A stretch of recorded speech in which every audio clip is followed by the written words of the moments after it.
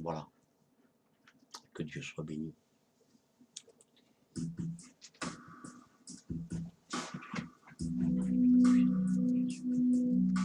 Je ressentais la peur au fond de mon cœur et je ne savais pas où bien me trouver. J'ai crié à toi, tu m'as répondu, tu ne m'as pas laissé, Seigneur Jésus, au milieu des Gloire à Dieu. Merci Seigneur. toi du combat. Je te loue Jésus. Faut que vous sentiez le besoin de Dieu. Moi je sens le besoin de Dieu là. Et pourtant il y a 50 ans que je prêche l'évangile et je sens un besoin de Dieu. Tengo menester de Dios. Besoin de Dieu. Seigneur Jésus. Tu apportes la paix dans les cœurs. Loin de Dieu, il ne peut y avoir de paix. C'est impossible. Je te loue, Jésus.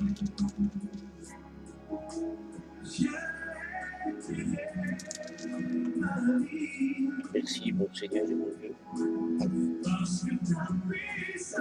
Merci, Seigneur, c'est vrai. Merci, Seigneur.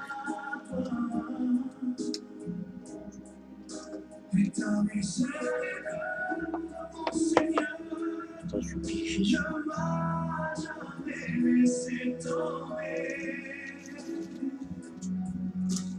Je te loue, Jésus. Ne me laisse pas.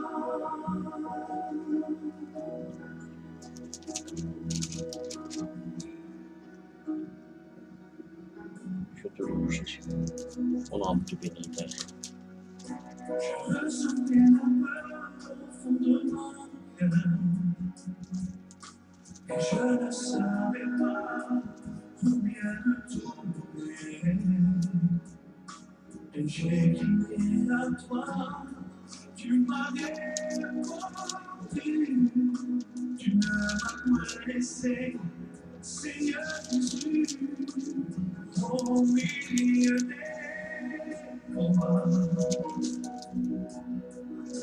Toi du combat pour moi, et dans la main, Je t'en supplie, Jésus.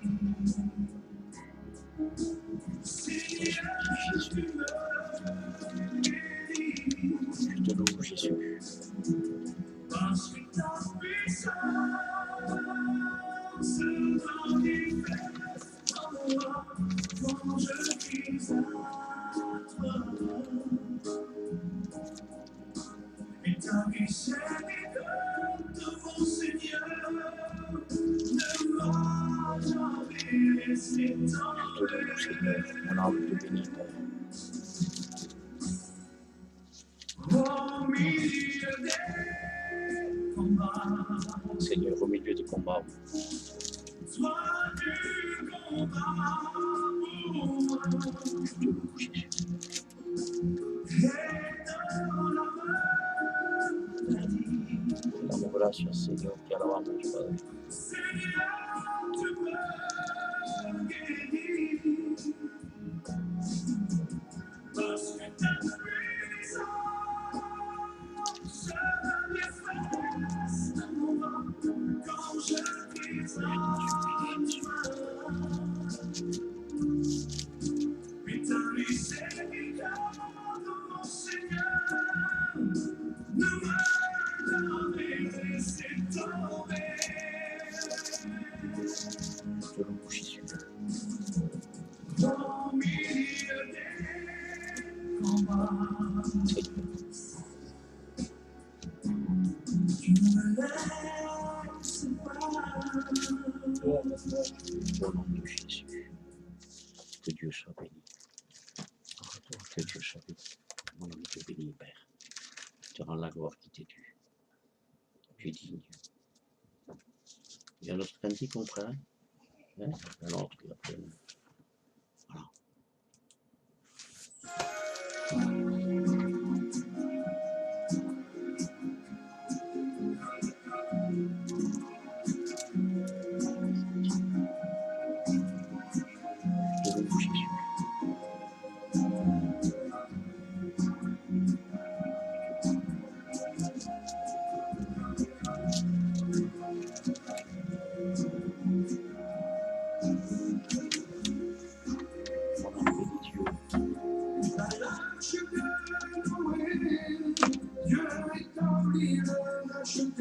es verdad, Dios.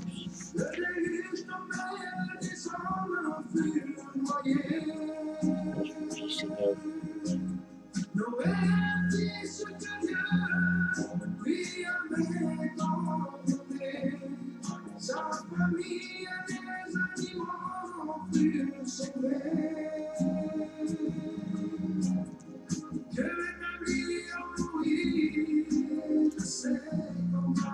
Je te loue, Jésus.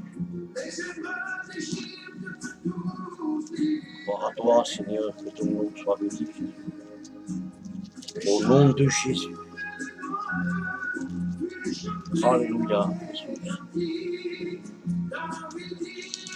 Je t'en supplie, Seigneur. Je te loue, Jésus.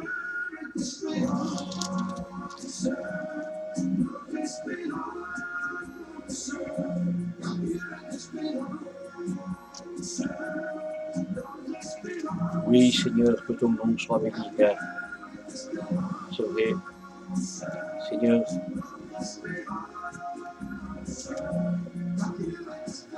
Verdad, Dios. Je te loue, Jésus, mon âme te bénit, Père.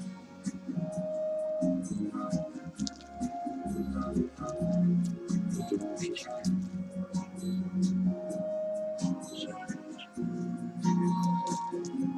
Te damos gracias, Padre.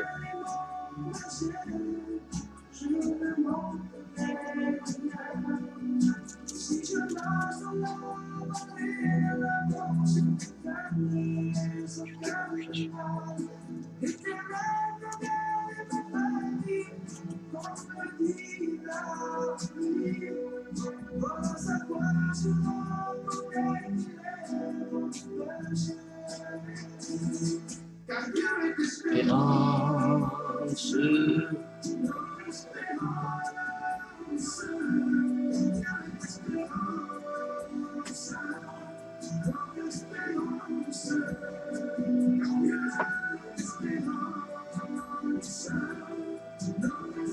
te loue, Jésus.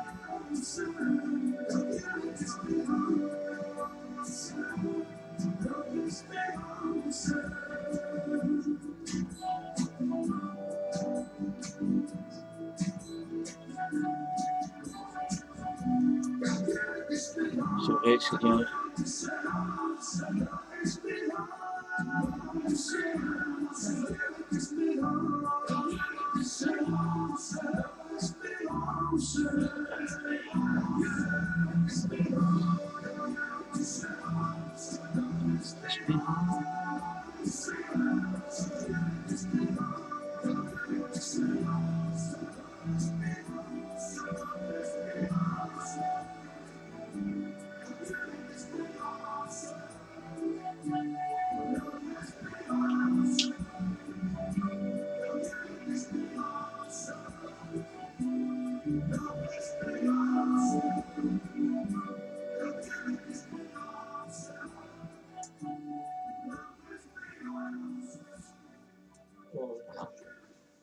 Voilà, Dieu soit béni de ce que, encore dans cet après-midi, le Seigneur nous a réunis dans un but d'être tous ensemble autour de la parole de Dieu. Le frère Jean t'a fini par, en disant ces mots, t'as dit le mot paix. T'as fini ta prière en disant, Seigneur, merci de ce que tu as apporté la paix dans cette maison, ou des mots approximatifs comme cela. Et justement, depuis ce matin, j'étais en train de méditer la parole de Dieu chez moi. Là, je vais à Dax parce qu'il y a le culte ce soir à Dax. Et le Seigneur me disait de parler sur la paix. Et je crois dans mon cœur que ceux qui vont écouter cette cassette ou ce CD, là où tu es, qui que tu sois, nous avons besoin de paix. Parce que quand le péché est entré sur l'humanité, ou est tombé sur l'humanité, la destruction et le malheur est tombé sur sur toute l'humanité. Et quand le frère Jean priait et disait la paix est rentrée dans cette maison, le seul qui peut apporter la paix, c'est Dieu. Il ne peut pas y avoir de paix ailleurs, c'est impossible. La paix n'existe pas. Ce matin, j'étais au téléphone avec quelqu'un qui était d'un pays assez éloigné, et cette personne me parlait et me disait on ne connaît plus la paix. Il n'y a pas qu'ici. Il y a plus de 500 km où la personne m'appelait, où je parlais avec lui. Il me disait il n'y a plus de paix. Un frère, un chrétien affermi, un chrétien qui tient la route, me disait mais tout est sans dessus-dessous. Nous sommes en train de vivre un temps que la parole de Dieu dévoile. Le Saint-Esprit parle de ce temps aux églises, que ce temps serait un temps maudit, de malédiction. Et nous voyons que cette malédiction est sur toute l'humanité. Nous voyons au niveau des nations, nous voyons que les nations sont dans le trouble, les pays sont dans le trouble. Ici, les gens ne comprennent pas de la chaleur qu'il y a, cette douceur, des gens encore sont à la plage. Et dans d'autres pays, c'est des cyclones. Ils ne comprennent pas le pourquoi. Ils parlent du réchauffement de la planète, du climat, mais tout est complètement déglingué.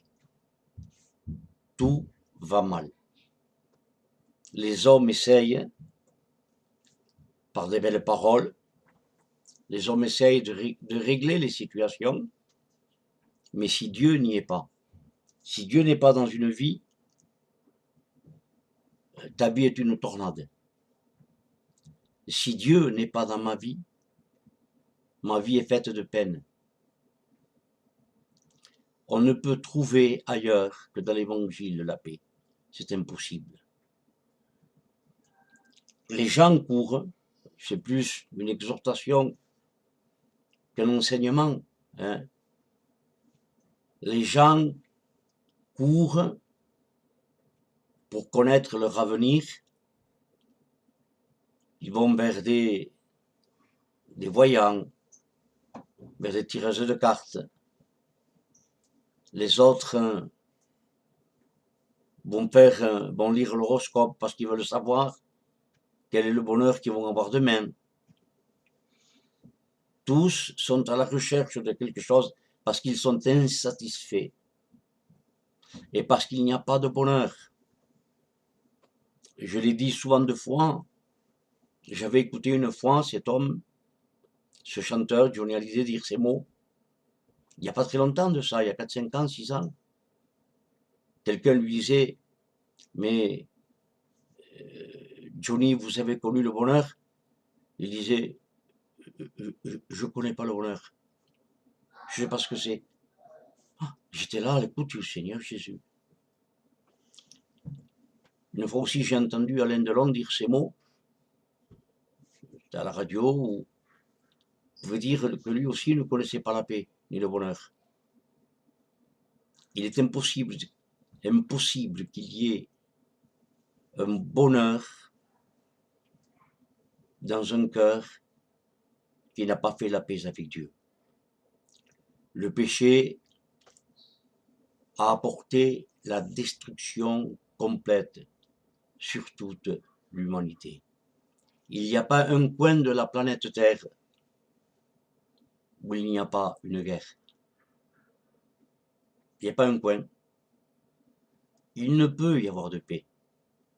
Et en plus, que nous sommes en train de vivre les moments les plus précis où la parole de Dieu déclare que l'enlèvement de l'Église va se faire très vite, que nous sommes en train de vivre cela. Quand j'étais en train de parler avec ce frère malheureux, un frère malheureux,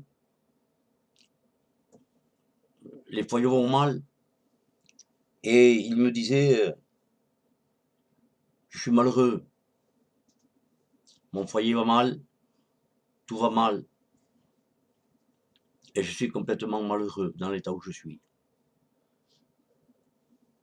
Mes paroles de réconfort à ce garçon, c'était, écoute, le seul ami, le véritable ami qu'on ait, il s'appelle Jésus de Nazareth. Lui seul. Alors le travail de l'ennemi, qu'est-ce que c'est? Le travail de l'ennemi, c'est de troubler les cœurs, de porter du trouble.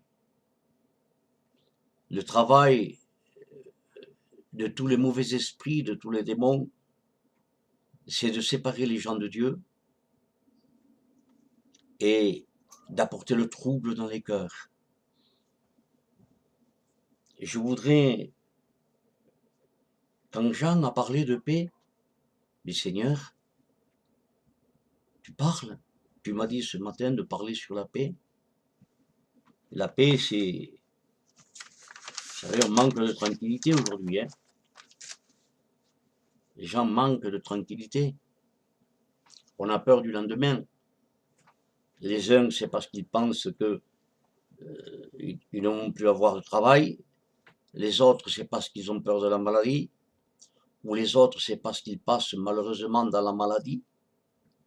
Les autres, c'est parce que là, aujourd'hui, on me disait, un foyer est en train de se détruire. C'est une destruction complète, avec des enfants au milieu, une totale destruction. Et je disais, Seigneur, que de malheur. Si l'homme pourrait se tourner vers Dieu,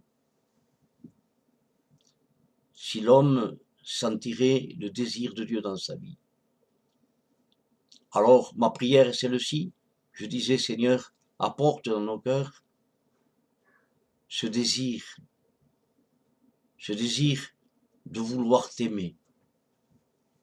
Au milieu de nos difficultés, de nos soucis, de nos plaintes, de nos cris, permets, Seigneur, que nos simples prières, avec un simple cœur, avec des cœurs vrais, il ne faut pas essayer de tromper Dieu. On ne peut pas le tromper par des mots parce que Dieu nous connaît. Dieu connaît tout. Et comme il connaît tout, on ne peut rien lui cacher. Alors, vaut mieux venir tel que nous sommes, en lui disant, voilà, Seigneur, voilà mon état. Moi, je disais ce matin à Dieu, Seigneur, tu vois, je travaille encore mon caractère. Mon caractère. Seigneur, j'ai encore besoin de toi parce que j'ai besoin de travailler des choses dans ma vie. Vous allez me dire, mais il y a 50 ans que tu prêches, ça ne veut rien dire, oh là là. Les gens aujourd'hui s'attachent dans les églises aux belles prédications. Et je voudrais justement faire une lecture dans la parole de Dieu. C'est dans le livre d'Ézéchiel. Ce matin, quand je téléphonais, j'ai 2 personnes me disaient, telle personne est venue prêcher dans notre église. Quel message extraordinaire. Mais ça ne prouve pas que mon message, ça ne veut pas dire que je suis converti. Je voudrais rendre un témoignage. Une fois, je rentrais de faire une mission, il y a quelques années de cela, et là, à l'époque, il n'y avait pas de CD. Non, c'était la radio. Et j'entends une sœur, vous savez, une sœur du couvent, et elle prêchait sur l'amour. Dieu m'est témoin que je n'ai pas encore écouté à ce jour un pasteur apporter le conseil que pouvait apporter cette sœur. Et j'étais une sœur catholique. Elle parlait sur l'amour. C'était la profondeur des profondeurs. Ça ne veut rien dire. Ce n'est pas une prière avec des beaux mots qui prouve ma conversion. Ce n'est pas une belle prédication qui prouve ma conversion. Ah non, pas du tout. Ce qui prouve ma conversion, c'est des actes faits dans l'amour de Dieu. Ce sont les actes qui prouvent, c'est pas les mots. Des mots, on peut en dire pendant 50 ans. Moi, il y a 50 ans que je prêche. J'ai dû en dire des mots et des prédications. Mais ça ne prouvait nullement peut-être ma conversion. Non. Ce qui prouve que tu appartiens à Dieu, c'est quand tu es passé par la nouvelle naissance, quand tu es né de Dieu. Et quand tu vis dans la paix, quand tu vis dans l'amour, cet amour de Dieu. Ce frère me disait, quelle prédication, oui, quelle prédication. Et je voudrais faire une lecture dans la parole de Dieu sans juger, mais laisser la parole de Dieu parler. Il est dit dans Ézéchiel au chapitre 13 et verset 9, « Voici, j'en veux à vous, dit le Seigneur l'Éternel, ma main sera contre les prophètes dont les visions sont vaines et les oracles menteurs. Ils ne feront point partie de l'assemblée de mon peuple, ils ne seront pas inscrits dans le livre de la maison d'Israël, et ils n'entreront pas dans le pays d'Israël. Et vous saurez que je suis le Seigneur l'Éternel. Ces choses arriveront parce qu'ils égarent mon peuple. » Écoutez, en disant paix, quand il n'y a point de paix. C'est grave, hein? C'est grave. De dire un exemple. Tiens, il y a un réveil là maintenant, ici, un réveil. Je ne veux pas dire ça, qu'il y a un réveil, c'est pas possible. Qu'on est là à l'écoute de la parole de Dieu. Et que peut-être des choses peuvent se passer dans les cœurs de ceux qui vont écouter. Parce que le Seigneur vous aime et veut vous sauver. Parce que le désir de Dieu, c'est le salut. Le désir de Dieu, il est dit, il ne veut qu'aucun se perde, que tous les hommes parviennent à la connaissance de la vérité et soient sauvés. Ça, c'est ce que Dieu veut pour tous les hommes.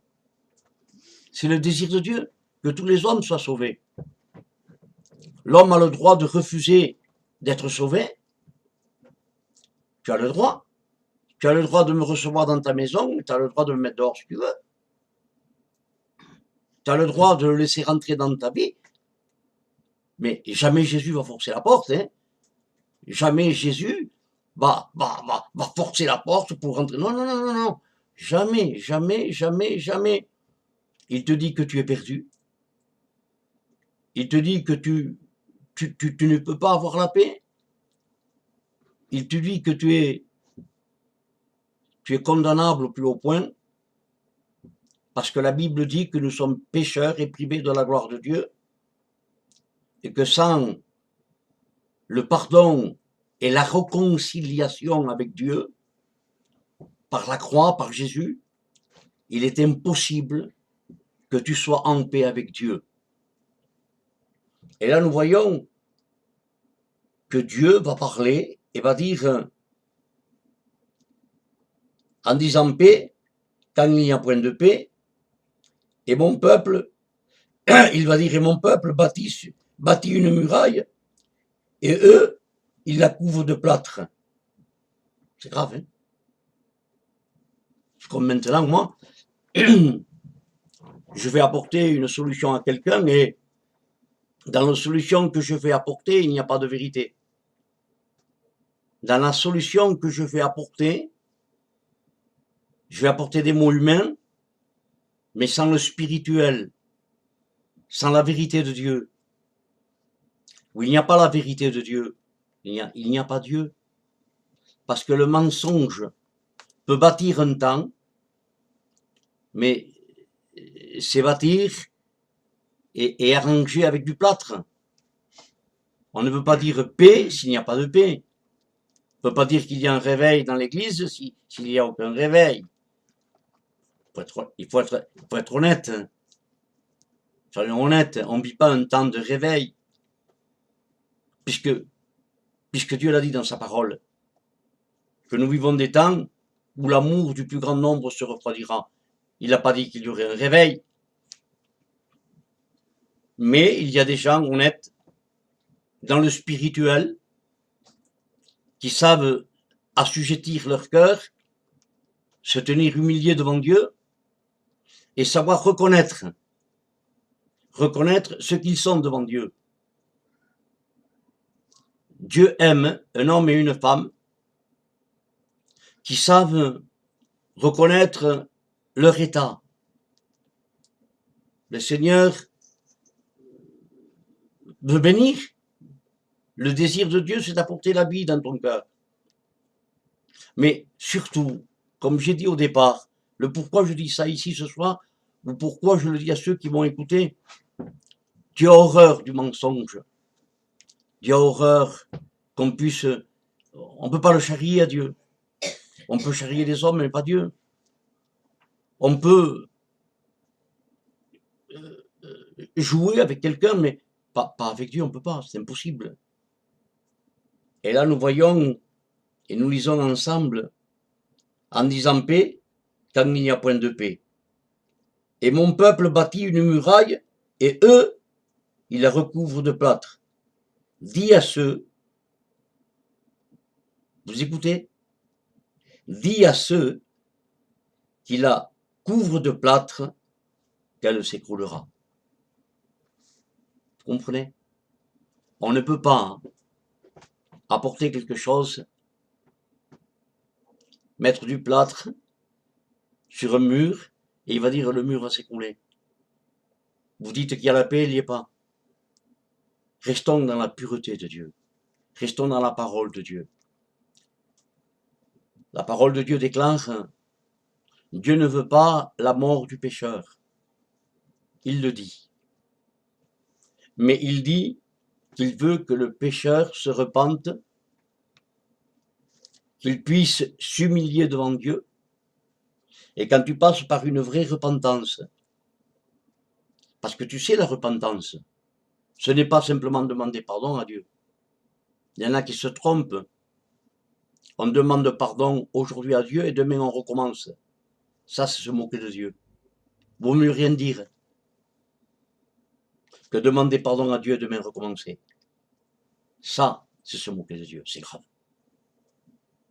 Quand tu demandes pardon à Dieu et quand tu t'humilies, que tu te repens, c'est parce que dans ton cœur, tu n'as plus le désir de recommencer. Tu ne veux plus refaire ce que tu as fait. C'est ça, la véritable repentance. C'est ça, la doctrine de la parole de Dieu. Le message des prophètes, le message de Dieu, le message de la parole de Dieu est repens-toi et convertis-toi. Et quand tu te repens devant Dieu, quand il y a une repentance honnête, réelle, devant Dieu, le problème qu'il y a, c'est que l'être humain sur la terre marche dans le rationnel, ça veut dire qu'on marche dans les choses qu'on voit. La foi, c'est vivre dans les choses que tu ne vois pas. Et on ne le voit pas, mais il est là. La Bible dit où deux ou trois sont réunis en son nom, qu'il est là au milieu, et qu'il est là à l'écoute, même sans parler de ton cœur. Et si tu dis là, en écoutant la parole de Dieu, qui que tu sois, où que tu sois, si tu dis dans ton cœur, jusqu'à aujourd'hui, je me suis moqué de Dieu. Jusqu'à aujourd'hui, j'ai peut-être pas levé mon poing contre Dieu, mais ma vie a été déshonnête. En un mot, pardon, ma vie a été sale, remplie de mensonges. Ma vie a été hypocrite envers Dieu. Et à un certain moment, tout s'est voilé dans mon cerveau. Vous savez que nous vivons un temps où il y a des esprits d'égarement. Des esprits d'égarement, ça veut dire des esprits mauvais qui arrivent à aveugler l'intelligence. Et les gens ne comprennent plus, on ne sait plus le bien du mal. Aujourd'hui, on appelle le bien mal et le mal bien. Aujourd'hui même, on ne sait plus où se tourner. Même dans le milieu spirituel, on ne sait plus où se tourner, on ne sait plus. Alors notre devoir à nous, c'est de prier que Dieu garde tout serviteur dans la simplicité, mais dans la vérité de Dieu en lui-même pour pouvoir la partager avec les autres. Si moi je ne suis pas vrai avec moi, comment je vais être vrai avec toi-même? Comment puis-je t'apporter une parole de réconfort si dans mon cœur je ne vis pas le réconfort? Comment vais-je apporter une parole de paix dans ta vie si moi-même je ne suis pas dans la paix? Oui, le frère a prié et cette prière m'a plu. Il a dit, Seigneur, tu as apporté la paix dans ma maison.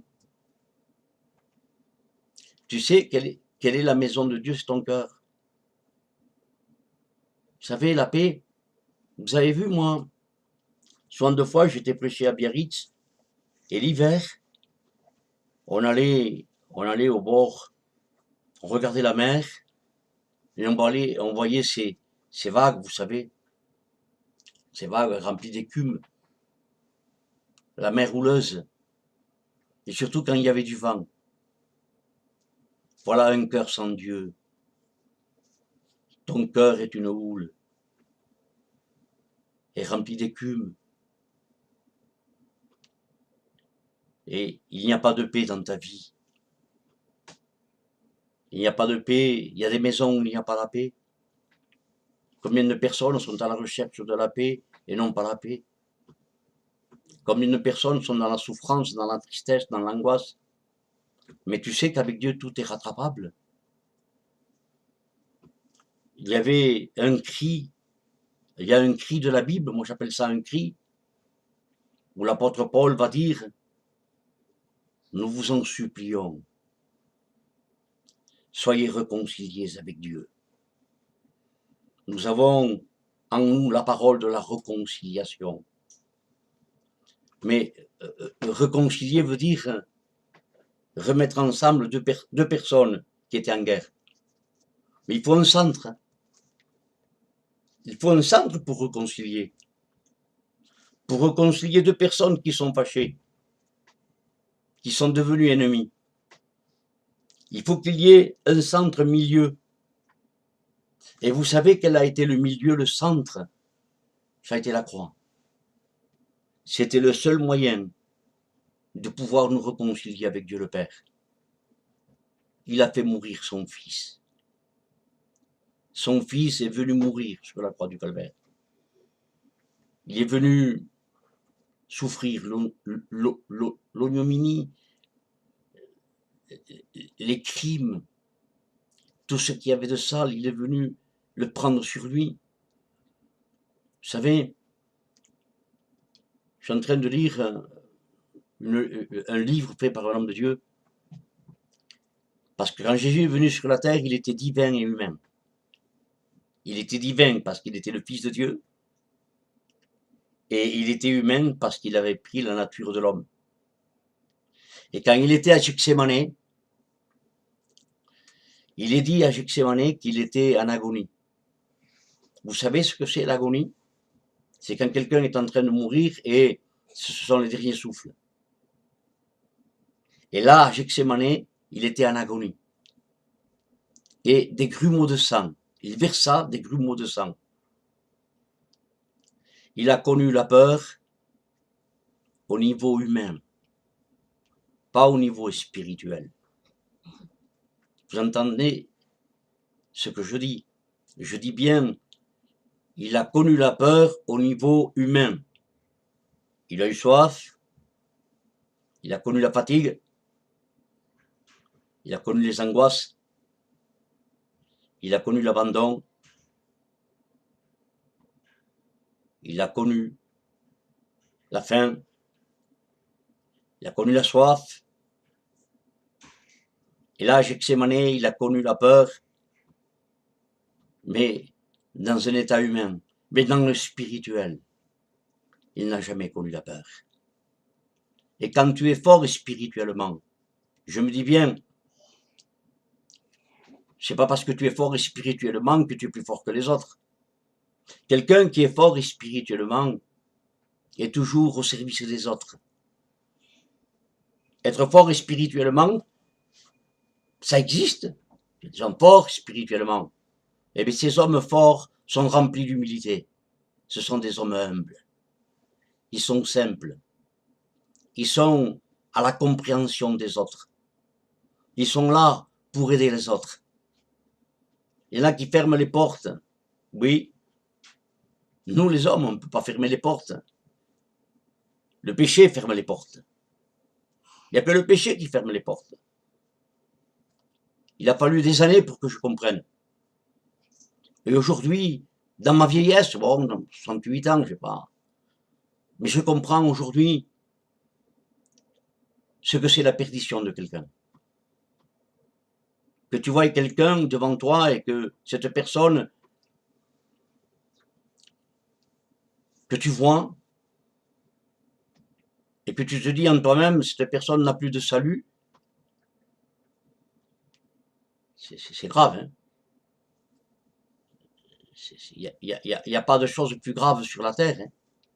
Vous allez dire, mais il y a des choses graves. Oui, il y a des choses terribles. Mais la perdition de quelqu'un, il n'y a pas plus grave.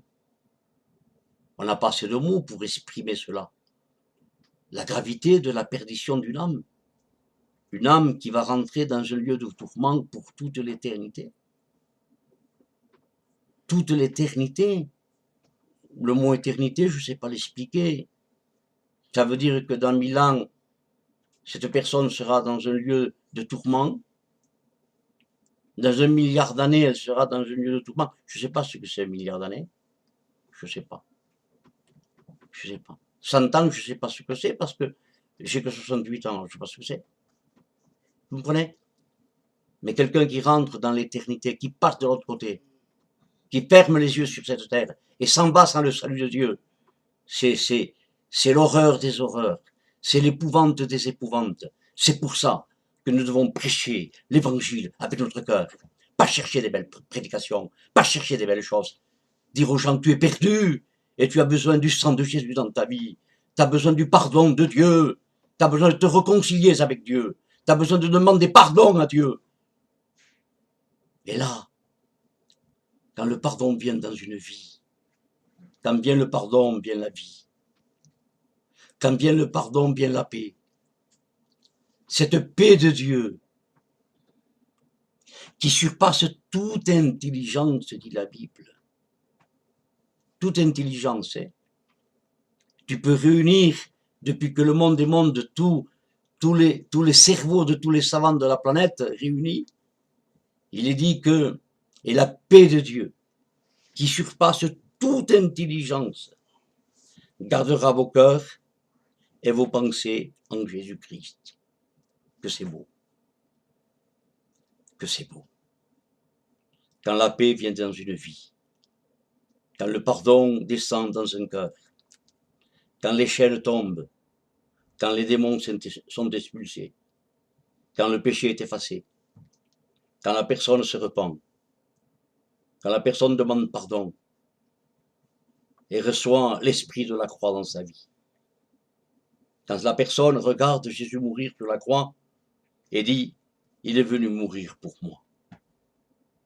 Oui, cet après-midi, je ne veux pas apporter du plâtre dans ta vie, parce que le plâtre que je vais apporter, le mur va s'écrouler. Je veux t'apporter ce soir ici la parole de Dieu telle qu'elle est écrite. Si tu es perdu, c'est un grand malheur pour toi. Mais je mets devant toi la bénédiction de Dieu. Simplement dans ton cœur, Seigneur, aide-moi. Seigneur, viens à mon secours. J'ai besoin de toi. Donne-moi ta crainte dans ma vie. Saint-Esprit, viens habiter dans ma vie. Aide-moi, Seigneur. Travaille mon cœur. Travaille ma vie. Seigneur, ne m'abandonne pas. Je crie à toi. Tu crois, toi? Moi, j'ai des arrière-petites-filles.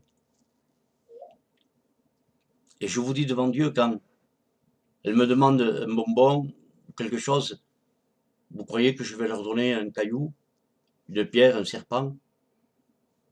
Et il dit, lui, Jésus, il dit, si vous savez donner de bonnes choses à vos enfants, et il va dire, méchants comme vous êtes, combien moi, à plus forte raison, je vais te refuser le salut, si tu me le demandes avec ton cœur. Si tu me reconnais que je suis venu mourir à cause de toi, regarde le mal que j'ai. Regarde la souffrance que j'ai. J'ai souffert pour toi. J'ai payé pour toi.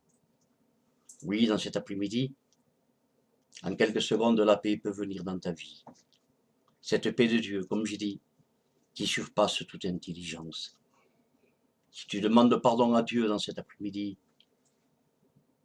et le Saint-Esprit te dit comme ceci à toi qui écoutes, ne te moque pas de Dieu. Il dit ce qu'un homme aura semé, il le récoltera. Dieu t'aime. Dieu veut être la solution à ton problème. Dieu ouvre les portes du salut. Venez. Celui qui a soif, vienne et boive de l'eau de la vie gratuitement. C'est gratuit. Il veut tout te donner. Si tu fermes la porte, je te dis malheureux, tu es malheureuse. Ne ferme pas la porte. Ouvre la porte de ton cœur et en un mot sois réconcilié avec Dieu. Repens-toi, reconnais, accepte. Dis Seigneur, merci. Tu sais, il ne te demande pas de faire, tu sais, le chemin de croix à genoux. Il te dit simplement d'ouvrir ton cœur et d'être vrai, dire Seigneur, te pido perdón, je te demande pardon, je ne veux plus me moquer de toi. Seigneur, merci pour ta paix dans ma vie.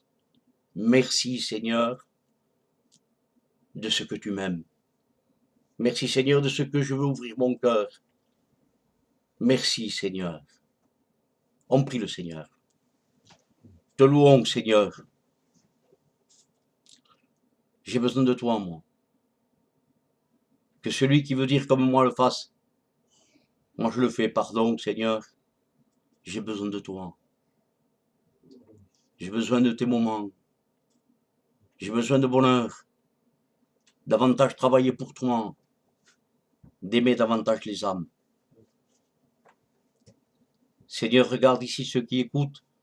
Et ceux qui écoutent à travers cette prédication. Là où tu es, sois touché par le Saint-Esprit. Sois délivré de ton mal. Sois délivré des ténèbres. Sois délivré du mal-vivre. Parce que la paix te rend serein. La paix de Dieu apporte la tranquillité. Que c'est beau la tranquillité. Dans la tranquillité, il y a cet esprit pacifique, un pacificateur. Tu sais, je disais ce matin à Dieu, quand je peux mettre un bien, donne-moi le faire, Seigneur. Pas en disant des mensonges, hein, en disant la vérité, mais si je peux mettre un bien, je le fais. Donne-moi cet esprit-là, Seigneur, cet esprit de paix, cet esprit de bonheur, cet esprit de tranquillité. Que Dieu vous bénisse. Amen.